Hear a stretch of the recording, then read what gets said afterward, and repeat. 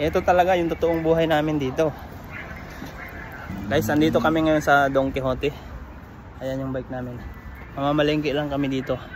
Kasi dito, merong mga Filipino food. Tsaka mura din yung mga bilihin dito. Tara na. Vlog ng Philippines. Meron ditong munggo. Kaya lang yung munggo dito, isang pack. Ayan o, 358 yen. Saan ba yun? Ayan o, 358 yen. Dalawa. Dadalawahin na namin. Tapos meron ditong sardinas, sinigang, crispy fry, century. Ano po natin dito? Kuha ka dyan isa. Mamasitas, pansit canton, chipi, chicharon. Ito, panglagay sa munggo.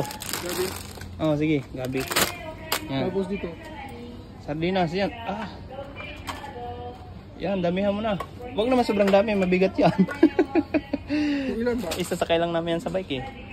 Dito yung sa bag na ilalagay. Yan, 5. Ano kaya? Magkano sardinas dito? Ano, 198 yen ang isa. Meron din ditong guys nung ano, pata ng baboy.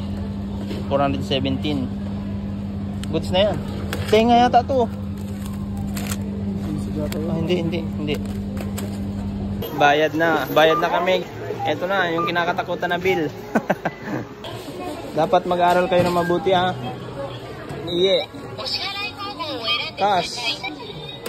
Tapos dito.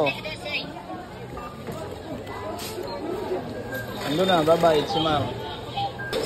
Ayun na, sukli. Oh, panis. Kunin mo na dude. Akin na, akin yung 500 dyan. Bayad na. Dito sa Japan, walang bagger ha. Yung binili nyo, kayo din yung magbabalot. Oh, mga sardinas. Munggo, nasa na yun?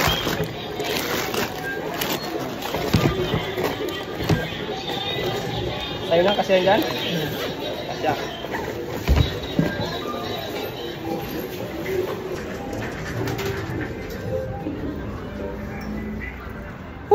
Ang itim ko ah. Ang itim ko.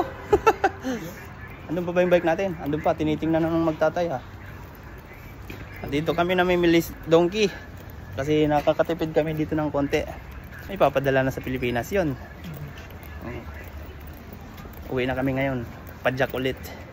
Dumayo talaga kami dito. Kahit mga 1 oras kaming nagpadjak.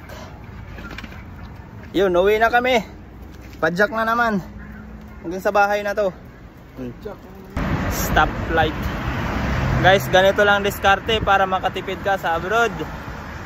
Tsaka yung mga nandito na sa Japan, piliin yung bilhin sa palengke, yung may mga kulay pula na, yung ano yung tawag doon, barcode. Para yung presyo nun, mababa na, 50%, 20%, ganon. Diskarte lang. Aahon din ang buhay natin.